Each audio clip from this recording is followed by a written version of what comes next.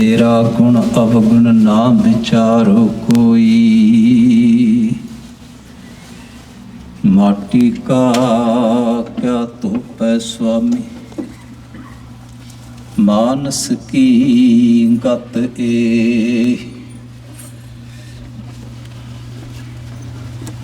लौत बंधन अनक बार, सर्ब कला समरथ। डोलन ते राखो प्रभु, नानक दे कर हथ। डोलन ते राखो प्रभु, नानक दे कर हथ। सतनाम वाहिगुरु जी। गौड़ी ग्वारेरी महला पंजवा। कल जुग मह मिल आए संजोग, जिचर आग्या तिचर भोगह भोग। कल जुग मह मिल आए संजोग, जिचर आग्या तिचर भोगै भोग।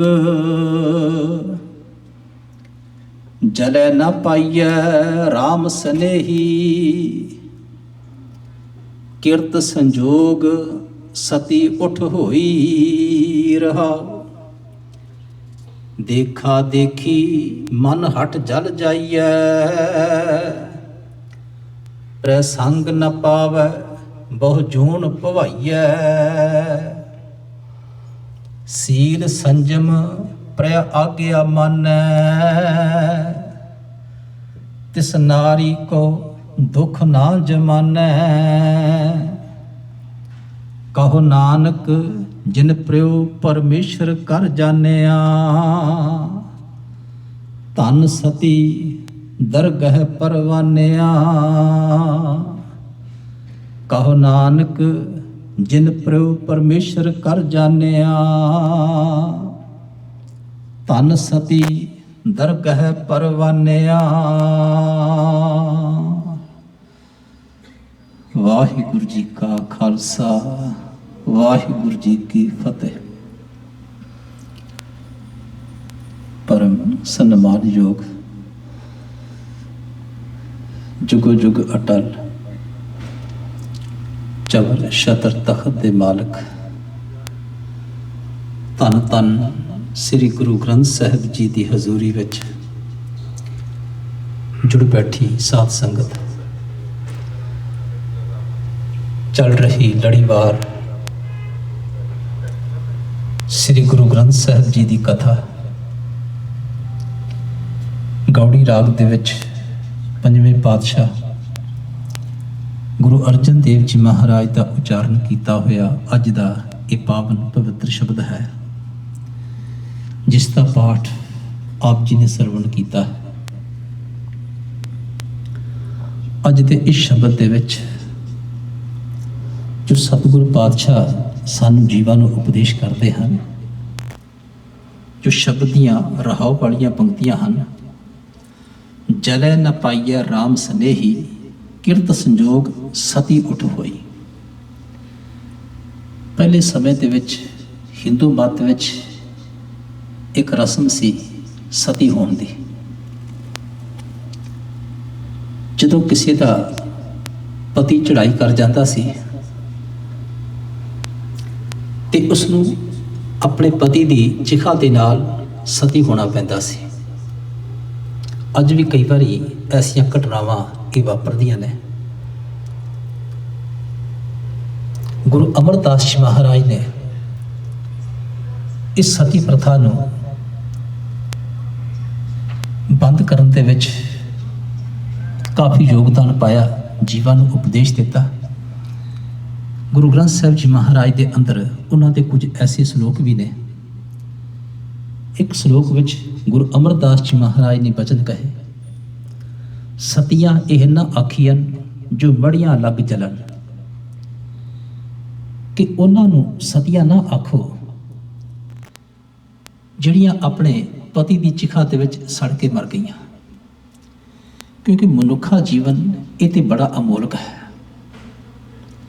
ਇਹ ਹਿੰਦੂ ਮਤ ਦੀ ਐਸੀ ਧਾਰਨਾ ਕਿ ਜਿਹੜੀ ਇਸਤਰੀ ਆਪਣੇ ਪਤੀ ਦੀ ਚਿਖਾ ਦੇ ਵਿੱਚ ਉਹ ਸੜ ਕੇ ਮਰਦੀ ਹੈ, ਉਸ ਨੂੰ ਪਰਲੋਕ ਵਿੱਚ ਵੀ ਆਪਣੇ ਪਤੀ ਦਾ ਇਹ ਸਾਥ ਮਿਲਦਾ ਹੈ।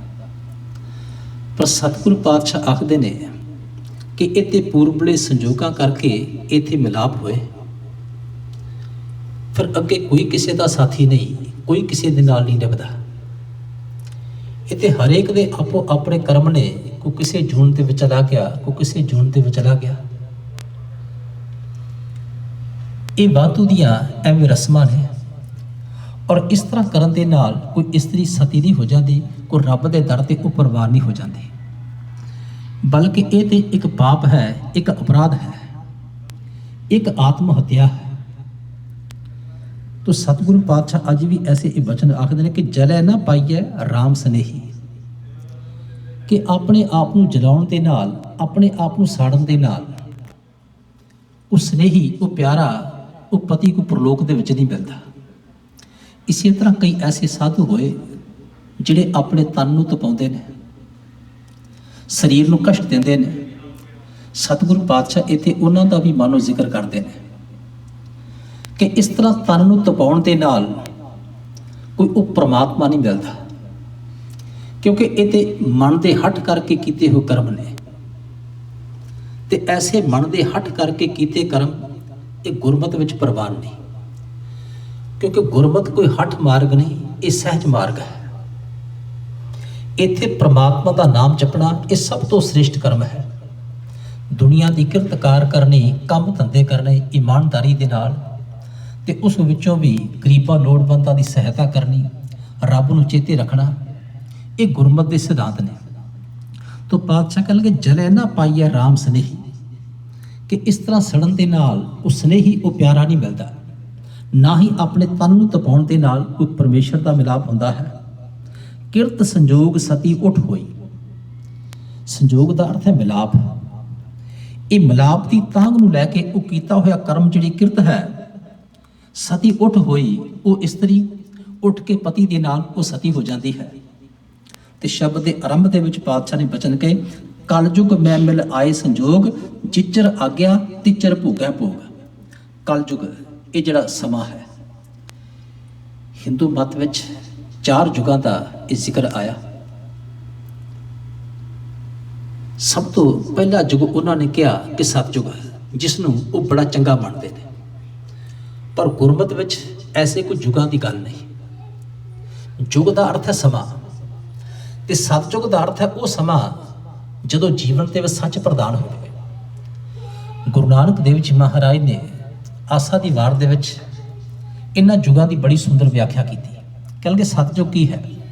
ਸਤਿਯੁਗ ਰਥ ਸੰਤੋਖ ਕਾ, ਧਰਮ ਅੱਗੇ ਰਥਵਾਹ। ਸੰਤੋਖ ਦਾ ਰਥ ਹੋਵੇ ਤੇ ਅੱਗੇ ਚਲਾਉਣ ਵਾਲਾ ਰਥਵਾਨ ਉਹ ਧਰਮ ਹੋਵੇ, ਭਾਵ ਕਿ ਬੰਦਾ ਸੰਤੋਖੀ ਹੋਵੇ, ਬੰਦਾ ਧਰਮੀ ਹੋਵੇ, ਉਹ ਬੰਦਾ ਸਤਿਯੁਗੀ ਹੈ। ਭਾਵੇਂ ਉਹ ਹੁਣ ਦੇ ਸਮੇਂ ਵਿੱਚ ਵੀ ਰਹਿ ਰਿਹਾ ਹੈ, ਉਹ ਹੁਣ ਵੀ ਸਤਿਯੁਗੀ ਹੈ, ਜੇਕਰ ਅੰਦਰ ਧਰਮ ਹੈ, ਅੰਦਰ ਸੰਤੋਖ ਹੈ। ਫਿਰ ਜਦੋਂ ਪਾਤਸ਼ਾਹ ਨੇ ਕਲਯੁਗ ਦੀ ਗੱਲ ਕੀਤੀ, ਕਲਯੁਗ ਰਥ ਅਗਨ ਕਾ, ਕੂੜ ਅੱਗੇ ਰਥਵਾਹ। ਤ੍ਰਿਸ਼ਨਾ ਦੀ ਅੱਗ ਦਾ ਰਥ ਹੈ ਤੇ ਕੂੜ ਝੂਠ ਅੱਗੇ ਚਲਾਉਣ ਵਾਲਾ ਰਥਵਾਨ ਹੈ, ਭਾਵ ਕਿ ਬੰਦਾ ਤ੍ਰਿਸ਼ਨਾਲੂ ਹੋਵੇ, ਬੰਦਾ ਝੂਠਾ ਹੋਵੇ, ਐਸਾ ਬੰਦਾ ਕਲਯੁਗੀ ਹੈ। ਗੁਰੂ ਅਰਜਨ ਦੇਵ ਜੀ ਮਹਾਰਾਜ ਦੇ ਬਚਨ ਨੇ, ਇੱਕ ਘੜੀ ਨਾ ਮਿਲਤੇ ਤਾਂ ਕਲਯੁਗ ਹੋਤਾ। ਜਿਸ ਘੜੀ ਉਹ ਪਰਮੇਸ਼ਰ ਨਹੀਂ ਮਿਲਦਾ, ਉਹ ਜਿਹੜਾ ਵਿਛੋੜੇ ਦਾ ਸਮਾਂ ਹੈ, ਉਹ ਕਲਯੁਗ ਦਾ ਸਮਾਂ ਹੈ। ਭਾਵੇਂ ਮਨੁੱਖ ਕਿਸੇ ਵੀ ਯੁੱਗ ਦੇ ਵਿੱਚ ਰਹਿ ਰਿਹਾ ਹੈ, ਜਦੋਂ ਰੱਬ ਵਿਸਰ ਗਿਆ ਉਹ ਸਮਾਂ ਕਲਯੁਗ ਦਾ ਸਮਾਂ ਹੈ। ਪਰ ਜਦੋਂ ਪਰਮੇਸ਼ਰ ਦੇ ਨਾਲ ਮਿਲਾਪ ਹੋ ਗਿਆ, ਸਮਝੋ ਉਹ ਬੰਦਾ ਸਤਿਯੁਗ ਦੇ ਵਿੱਚ ਹੈ। ਇਸੇ ਤਰ੍ਹਾਂ ਸਵਰਗ ਤੇ ਨਰਕ ਦੀ ਗੱਲ ਆਉਂਦੀ ਹੈ, ਅਸਲ ਦੇ ਵਿੱਚ ਇਹ ਬਾਹਰ ਦੀਆਂ ਗੱਲਾਂ ਨਹੀਂ, ਇਹ ਮਨੁੱਖ ਦੇ ਅੰਦਰ ਦੀਆਂ ਅਵਸਥਾਵਾਂ ਨੇ, ਇਹ ਮਨ ਦੀਆਂ ਹਾਲਤਾਂ ਨੇ। ਹੁਣ ਸਵਰਗ ਕੀ ਹੈ? ਤਾਹਾਂ ਬੈਕੁੰਠ ਜਹ ਕੀਰਤਨ ਤੇਰਾ।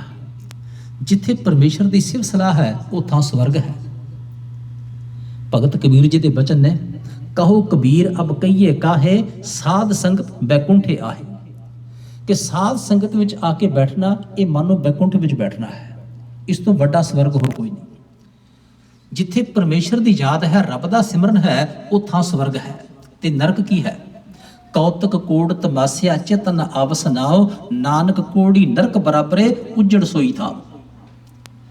ਦੁਨੀਆ ਦੇ ਕਿੰਨੇ ਵੀ ਰੰਗ ਤਮਾਸ਼ੇ ਹੋਣ, ਕੌਤਕ ਕੋੜ ਤਮਾਸ਼ਿਆਂ ਬੜੇ ਕੌਤਕ ਹੋਣ, ਰੰਗ ਤਮਾਸ਼ੇ ਹੋਣ, ਚੇਤਨ ਆਵਸ ਨਾਉ, ਤਾਂ ਉਹਨਾਂ ਰੰਗ ਤਮਾਸ਼ਿਆਂ ਵਿੱਚ ਮਨੁੱਖ ਨੂੰ ਪਰਮੇਸ਼ਰ ਦਾ ਨਾਮ ਭੁੱਲ ਜਾਏ। ਨਾਨਕ ਕੋੜੀ ਨਰਕ ਬਰਾਬਰੇ, ਕਹਿੰਦੇ ਉਹ ਥਾਂ ਤੇ ਭਿਆਨਕ ਨਰਕ ਦੇ ਬਰਾਬਰ ਹੈ। ਉਜੜ ਸੋਈ ਥਾਂ, ਉਹ ਥਾਂ ਤੇ ਉਜਾੜ ਦੀ ਤਰ੍ਹਾਂ ਹੈ। ਤੋ ਜਿੱਥੇ ਪਰਮੇਸ਼ਰ ਦਾ ਸਿਮਰਨ ਹੈ, ਸਤਸੰਗਤ ਹੈ, ਉਹ ਥਾਂ ਸਵਰਗ ਹੈ। ਜਿੱਥੇ ਪ੍ਰਮਾਤਮਾ ਭੁੱਲ ਗਿਆ, ਉਹ ਜੀਵਨ ਤੇ ਮਾਨੋ ਨਰਕ ਹੈ। ਤੋ ਇਸੇ ਤਰ੍ਹਾਂ ਪਾਤਸ਼ਾਹ ਕਹਿੰਦੇ ਇਹ ਜਿਹੜਾ ਕਲਯੁਗ ਦਾ ਸਮਾਂ, ਕਲ ਦਾ ਅਰਥ ਕੀ ਹੈ? ਕਲਾ ਕਲੇਸ਼, ਯੁਗ ਭਾਵ ਕੇ ਸਮਾਂ। ਜਦੋਂ ਜੀਵਨ ਦੇ ਵਿੱਚ ਕਲਾ ਕਲੇਸ਼ ਹੋਵੇ, ਉਹ ਸਮਾਂ ਉਹ ਕਲਯੁਗ ਦਾ ਸਮਾਂ ਹੈ। ਕਲਯੁਗ ਮੈਂ ਮਿਲ ਆਏ ਸੰਜੋਗ, ਕਹਿੰਦੇ ਪਰਮੇਸ਼ਰ ਦੇ ਬਣਾਏ ਹੋਏ ਸੰਜੋਗਾਂ ਦੇ ਅਨੁਸਾਰ ਇੱਥੇ ਪਤੀ ਪਤਨੀ ਦਾ ਇਹ ਮਿਲਾਪ ਹੁੰਦਾ ਹੈ, ਕਿਉਂਕਿ ਇਹ ਸੰਜੋਗ ਇਹ ਧੁਰ ਤੋਂ ਨੇ। ਬਾਣੀ ਦਾ ਇੱਕ ਵਚਨ ਹੈ, ਮਾਤ ਪਿਤਾ ਬਣਤਾ ਸੁਤ ਬੰਧਪ ਇਸ਼ਟ ਮੀਤ ਅਰ ਭਾਈ, ਪੂਰਬ ਜਨਮ ਕੇ ਮਿਲੇ ਸੰਜੋਗੀ ਅੰਤੈ ਕੋ ਨਾ ਸਹਾਈ। ਕਹਿੰਦੇ ਇਹ ਮਾਤਾ ਪਿਤਾ ਭੈਣ ਭਰਾ ਸੰਬੰਧੀ, ਮਾਤ ਪਿਤਾ ਬਣਤਾ, ਬਣਤਾ ਇਸਤਰੀ, ਸੁਤ ਬੰਧਪ, ਸੁਤ ਕਹਿੰਦੇ ਨੇ ਪੁੱਤਰ ਨੂੰ, ਬੰਧਪ ਰਿਸ਼ਤੇਦਾਰ, ਇਸ਼ਟ ਮੀਤ ਪਿਆਰੇ ਮਿੱਤਰ, ਅਰ ਭਾਈ ਅਤੇ ਭਰਾ, ਪੂਰਬ ਜਨਮ ਕੇ ਮਿਲੇ ਸੰਜੋਗੀ ਅੰਤੈ ਕੋ ਨਾ ਸਹਾਈ। ਇਹ ਪੂਰਬਲੇ ਜਨਮਾਂ ਦੇ ਸੰਜੋਗਾਂ ਕਰਕੇ ਹੀ ਇਹ ਪਰਿਵਾਰਾਂ ਦੇ ਮੇਲ ਬਣੇ ਨੇ, ਔਰ ਇਹ ਮੇਲ ਪਰਮੇਸ਼ਰ ਨੇ ਬਣਾਏ ਨੇ। ਇਹ ਜੀਵ ਤੂੰ ਆਪਣਾ ਫਰਜ਼ ਨਿਭਾ, ਪਰ ਇਹਨਾਂ ਦੇ ਮੋਹ ਦੇ ਵਿੱਚ ਇਹਨਾਂ ਨਾ ਫਸ ਕਿ ਤੈਨੂੰ ਨਿਰੰਕਾਰ ਭੁੱਲ ਜਾਏ, ਕਿਉਂਕਿ ਅੰਤੈ ਕੋ ਨਾ ਸਹਾਈ, ਅੰਤ ਸਮੇਂ ਕੋਈ ਕਿਸੇ ਦਾ ਸਾਥੀ ਨਹੀਂ, ਕੋਈ ਕਿਸੇ ਦਾ ਨਾਲ ਨਹੀਂ ਨਿਭਦਾ। ਤੋ ਪਾਤਸ਼ਾਹ ਕਹਿੰਦੇ ਕਲਯੁਗ ਮੈਂ ਮਿਲ ਆਏ ਸੰਜੋਗ, ਪਰਮੇਸ਼ਰ ਦੇ ਬਣਾਏ ਹੋਏ ਸੰਜੋਗਾਂ ਦੇ ਅਨੁਸਾਰ ਇਸ ਕਲਯੁਗ ਦੇ ਵਿੱਚ ਕਹਿੰਦੇ ਇਹ ਮਿਲਾਪ ਹੋਏ, ਇਹ ਪਰਿਵਾਰਾਂ ਦੇ ਮੇਲ ਹੋਏ, ਪਤੀ ਪਤਨੀ ਦਾ ਮੇਲ ਹੋਇਆ। ਜਿੱਚਰ ਆਗਿਆ ਤਿੱਚਰ ਭੋਗੈ ਭੋਗ, ਤੇ ਜਿੰਨਾ ਚਿਰ ਪਰਮੇਸ਼ਰ ਦੀ ਆਗਿਆ ਹੁੰਦੀ ਹੈ, ਜਿੰਨਾ ਚਿਰ ਰੱਬ ਦਾ ਹੁਕਮ ਹੁੰਦਾ ਹੈ, ਇਹ ਦੁਨੀਆ ਦੇ ਪਦਾਰਥਾਂ ਨੂੰ ਭੋਗਦੇ ਨੇ, ਕਿਉਂਕਿ ਹੈ ਤੇ ਇਹ ਪਰਮੇਸ਼ਰ ਦੇ ਹੁਕਮ ਦੇ ਵਿੱਚ ਕਿ ਕਿੰਨਾ ਕੁ ਚਿਰ ਇਹ ਪਤੀ ਪਤਨੀ ਦਾ ਮਿਲਾਪ ਹੋਣਾ ਹੈ, ਕਿੰਨਾ ਕੁ ਚਿਰ ਇਕੱਠਿਆਂ ਰਹਿਣਾ ਹੈ। ਜਦੋਂ ਪ੍ਰਮਾਤਮਾ ਜੀਵ ਨੂੰ ਸੰਸਾਰ ਤੇ ਭੇਜਦਾ ਹੈ, ਜੀਵ ਆਉਂਦਾ ਹੈ। ਪਰਮੇਸ਼ਰ ਜਦੋਂ ਸੱਦਾ ਭੇਜਦਾ ਹੈ, ਜੀਵ ਨੂੰ ਜਾਣਾ ਪੈਂਦਾ ਹੈ। ਜਿੱਚਰ ਆਗਿਆ, ਜਿੰਨਾ ਚਿਰ ਪਰਮੇਸ਼ਰ ਦੀ ਆਗਿਆ ਹੈ। ਤਿੱਚਰ ਭੋਗੈ ਭੋਗ, ਇਹ ਦੁਨੀਆ ਦੇ ਪਦਾਰਥਾਂ ਨੂੰ ਭੋਗਦੇ ਨੇ, ਇਹ ਮੌਜਾਂ ਮਾਣਦੇ ਨੇ। ਦੇਖਾ ਦੇਖੀ ਮਨ ਹਟ ਚਲ ਜਾਈਏ, ਦੇਖਾ ਦੇਖੀ ਭਾਵ ਕੇ ਬੱਧਾ ਰੁੱਧੀ ਜਾਂ ਲੋਕ ਲਾਜ ਦੀ ਖਾਤਰ ਇਸਤਰੀ ਜਿਹੜੀ ਹੈ ਆਪਣੇ ਮਨ ਦੇ ਹੱਠ ਕਰਕੇ ਉਹ ਚਿਖਾ ਦੇ ਵਸੜ ਕੇ ਮਰਦੀ ਹੈ ਕਿ ਪ੍ਰਲੋਕ ਵਿੱਚ ਮੈਨੂੰ ਇਹੋ ਪਤੀ ਮਿਲੇ ਜਾਂ ਕਿਸੇ ਸਵਰਗ ਦੇ ਵਿੱਚ ਵਾਸਾ ਮਿਲੇ। ਦੇਖਾ ਦੇਖੀ ਮਨ ਹਟ ਚਲ ਜਾਈਏ, ਪ੍ਰੇ ਸੰਗ ਨਾ ਭਾਵੈ ਬਹੁ ਜੋਨ ਭਵਾਈਐ, ਪ੍ਰੇ ਸੰਗ ਨਾ ਭਾਵੈ, ਇਸ ਤਰ੍ਹਾਂ ਪਤੀ ਦਾ ਸੰਗ ਤੇ ਨਹੀਂ ਮਿਲਦਾ, ਬਹੁ ਜੋਨ ਭਵਾਈਐ, ਬਲਕਿ ਅਨੇਕਾਂ ਜੂਨਾਂ ਦੇ ਵਿੱਚ ਉਹ ਭਟਕਦੀ ਹੈ। ਭਾਵ ਕਿ ਇਸ ਤਰ੍ਹਾਂ ਸੜ ਕੇ ਮਰਨ ਦੇ ਨਾਲ ਕੋਈ ਗਤੀ ਨਹੀਂ ਹੋ ਜਾਂਦੀ, ਕੋਈ ਮੁਕਤੀ ਨਹੀਂ ਹੁੰਦੀ, ਬਲਕਿ ਉਹ ਇਸਤਰੀ ਜੂਨਾਂ ਦੇ ਵਿੱਚ ਭਟਕਦੀ ਹੈ। ਸੀਲ ਸੰਜਮ ਪ੍ਰ ਆਗਿਆ ਮੰਨੈ, ਤਿਸ ਨਾਰੀ ਕੋ ਦੁੱਖ ਨਾ ਜਮਾਨੈ। ਪਰ ਕਹਿਣਗੇ ਜਿਹੜੀ ਜੀਵ ਰੂਪੀ ਇਸਤਰੀ ਸੀਲ ਭਾਵ ਕਿ ਮਿੱਠੇ ਸੁਭਾਅ ਵਾਲੀ, ਸੰਜਮ ਜਿਸ ਦਾ ਜੀਵਨ ਇੱਕ ਸੰਜਮ ਦੇ ਵਿੱਚ ਹੈ, ਸਬਰ ਦੇ ਵਿੱਚ ਹੈ, ਕਿਸੇ ਮਰਿਆਦਾ ਦੇ ਵਿੱਚ ਹੈ, ਪ੍ਰ ਆਗਿਆ ਮੰਨੈ ਤੇ ਪਤੀ ਦੀ ਆਗਿਆ ਨੂੰ ਮੰਨਦੀ ਹੈ। ਜਿੱਥੇ ਆਮ ਦੁਨਿਆਵੀ ਇਸਤਰੀ ਦੀ ਗੱਲ ਹੈ, ਉੱਥੇ ਜੀਵ ਰੂਪੀ ਇਸਤਰੀ ਬਾਰੇ ਵੀ ਇਹ ਨਿਯਮ ਲਾਗੂ ਹੁੰਦਾ ਹੈ, ਕਿਉਂਕਿ ਸਾਡਾ ਪਤੀ ਪਰਮੇਸ਼ਰ ਹੈ। ਬਾਣੀ ਦੇ ਵਿੱਚ ਪਰਮਾਤਮਾ ਨੂੰ ਇੱਕ ਪਤੀ ਕਿਹਾ ਹੈ ਤੇ ਅਸੀਂ ਸਾਰੇ ਜੀਵ ਉਸ ਦੀਆਂ ਇਸਤਰੀਆਂ ਹਾਂ। ਜਿਵੇਂ ਇੱਕ ਇਸਤਰੀ ਆਪਣੇ ਪਤੀ ਨੂੰ ਖੁਸ਼ ਕਰਨ ਵਾਸਤੇ ਕੋਈ ਸ਼ਿੰਗਾਰ ਕਰਦੀ ਹੈ, ਕਹਿੰਦੇ ਇਸੇ ਤਰ੍ਹਾਂ ਰੱਬ ਨੂੰ ਖੁਸ਼ ਕਰਨ ਵਾਸਤੇ ਅਸੀਂ ਗੁਣਾਂ ਦਾ ਸ਼ਿੰਗਾਰ ਕਰਨਾ ਹੈ। ਜਿਨ੍ਹਾਂ ਦੇ ਅੰਦਰ ਸ਼ੁਭ ਗੁਣ ਨੇ, ਜਿਨ੍ਹਾਂ ਦਾ ਜੀਵਨ ਸ਼ਿੰਗਾਰਿਆ ਹੈ, ਉਹੀ ਜੀਵ ਪਰਮੇਸ਼ਰ ਨੂੰ ਚੰਗੇ ਲੱਗਦੇ। ਉਹ ਗੁਣ ਕਿਹੜੇ ਨੇ? ਸੀਲ ਸੰਜਮ ਪ੍ਰ ਆਗਿਆ ਮੰਨੈ, ਕਿ ਮਿੱਠਾ ਸੁਭਾਅ, ਆਗਿਆ ਨੂੰ ਮੰਨਣਾ, ਹੁਕਮ ਦੇ ਵਿੱਚ ਰਹਿਣਾ, ਨਿਮਰਤਾ ਦੇ ਵਿੱਚ ਰਹਿਣਾ। ਅਸਲ ਦੇ ਵਿੱਚ ਇਹ ਸਭ ਤੋਂ ਸ਼੍ਰੋਮਣੀ ਗੁਣ ਨੇ, ਮਿੱਠਾ ਬੋਲਣਾ ਤੇ ਨਿਮਰਤਾ ਦੇ ਵਿੱਚ ਰਹਿਣਾ। ਸਤਿਗੁਰੂ ਪਾਤਸ਼ਾਹ ਦੇ ਬਚਨ ਆਸਾ ਦੀ ਵਾਰ ਦੇ ਵਿੱਚ ਅਕਸਰ ਆਪਾਂ ਸੁਣਦੇ ਹਾਂ, ਮਿੱਠਤ ਨੀਵੀ ਨਾਨਕਾ ਗੁਣ ਚੰਗਿਆਈਆਂ ਤੱਤ, ਕਿ ਸਾਰੀਆਂ ਚੰਗਿਆਈਆਂ ਦਾ ਇਹ ਤੱਤ, ਇਹ ਨਿਚੋੜ ਹੈ ਮਿੱਠਤ ਨੀਵੀ, ਮਿੱਠਾ ਬੋਲਣਾ ਤੇ ਨੀਵਾਂ ਹੋ ਕੇ ਚੱਲਣਾ, ਨਿਮਰਤਾ ਦੇ ਵਿੱਚ ਰਹਿਣਾ। ਬਾਬਾ ਫਰੀਦ ਜੀ ਨੇ ਜਦੋਂ ਜੀਵ ਰੂਪੀ ਇਸਤਰੀ ਦੀ ਗੱਲ ਕੀਤੀ, ਦੋ ਸਹੇਲੀਆਂ ਦੀ ਉਹਨਾਂ ਨੇ ਗੱਲਬਾਤ ਲਿਖੀ ਹੈ। ਕਵਣ ਸੋ ਅੱਖਰ ਕਵਣ ਗੁਣ, ਕਵਣ ਸੋ ਮਣੀਆਂ ਮੰਤ, ਕਵਣ ਸੋ ਵੇਸੋ ਹਉ ਕਰੀ, ਜਿਤ ਵਸ ਆਵੀ ਕੰਤ। ਕਹਿੰਦੇ ਐ ਸਖੀ ਮੈਨੂੰ ਇਹ ਦੱਸ ਉਹ ਕਿਹੜਾ ਅੱਖਰ ਹੈ। ਕਵਣ ਸੋ ਅੱਖਰ ਕਵਣ ਗੁਣ, ਉਹ ਕਿਹੜਾ ਗੁਣ ਹੈ। ਕਵਣ ਸੋ ਮਣੀਆਂ ਮੰਤ, ਉਹ ਕਿਹੜਾ ਸ਼੍ਰੋਮਣੀ ਮੰਤਰ ਹੈ।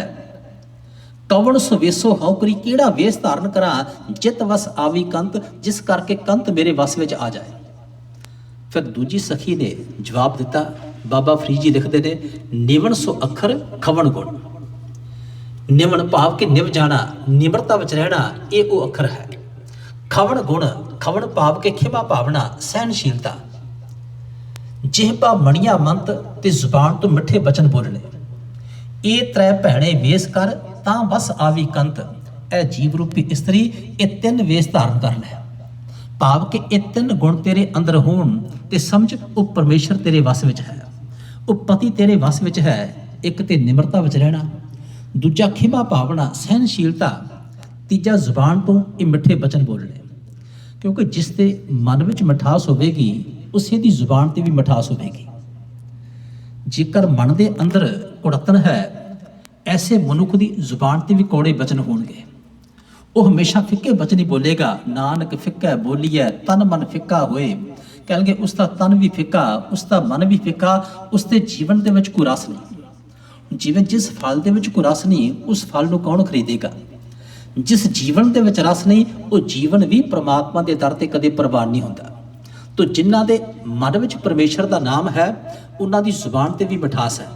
ਤੋ ਪਾਤਸ਼ਾਹ ਕਹਿੰਦੇ ਸੀਲ ਸੰਜਮ ਪ੍ਰਿਯ ਆਗਿਆ ਮੰਨ ਹੈ। ਮਿੱਠਾ ਸੁਭਾਅ, ਸੰਜਮ ਦੇ ਵਿੱਚ ਰਹਿਣਾ, ਸਿਦਕ ਦੇ ਵਿੱਚ ਰਹਿਣਾ, ਜੀਵਨ ਇੱਕ ਮਰਿਆਦਾ ਦੇ ਵਿੱਚ ਰੱਖਣਾ, ਪ੍ਰਿਯ ਆਗਿਆ ਮੰਨ ਹੈ। ਤੇ ਪਤੀ ਪਰਮੇਸ਼ਰ ਦੀ ਆਗਿਆ ਮੰਨਣੀ, ਭਾਵ ਕਿ ਰੱਬ ਦੇ ਹੁਕਮ ਦੇ ਵਿੱਚ ਰਾਜ਼ੀ ਰਹਿਣਾ। ਪਰਮਾਤਮਾ ਦੇ ਹੁਕਮ ਦੇ ਵਿੱਚ ਦੁੱਖ ਆਏ ਚਾਹੇ ਸੁੱਖ ਆਏ, ਇਹਨਾਂ ਨੂੰ ਖਿੜੇ ਮੱਥੇ ਪ੍ਰਵਾਨ ਕਰਨਾ। ਅਸੀਂ ਜੀਵ ਪਰਮੇਸ਼ਰ ਦਾ ਅੱਧਾ ਹੁਕਮ ਮੰਨਦੇ ਹਾਂ, ਅੱਧਾ ਨਹੀਂ ਮੰਨਦੇ। ਹੁਣ ਸਾਨੂੰ ਨਫਾ ਤੇ ਪ੍ਰਵਾਨ ਹੈ, ਪਰ ਨੁਕਸਾਨ ਸਾਨੂੰ ਪ੍ਰਵਾਨ ਨਹੀਂ। ਪਰ ਕੌਣ ਦੱਸੇ ਕਿ ਜਿਸ ਪਰਮੇਸ਼ਰ ਦੀ ਕਿਰਪਾ ਨਾਲ ਨਫਾ ਹੋਇਆ ਹੈ, ਇਹ ਨੁਕਸਾਨ ਵੀ ਤੇ ਉਸ ਦੇ ਹੁਕਮ ਦੇ ਵਿੱਚ ਹੀ ਹੈ।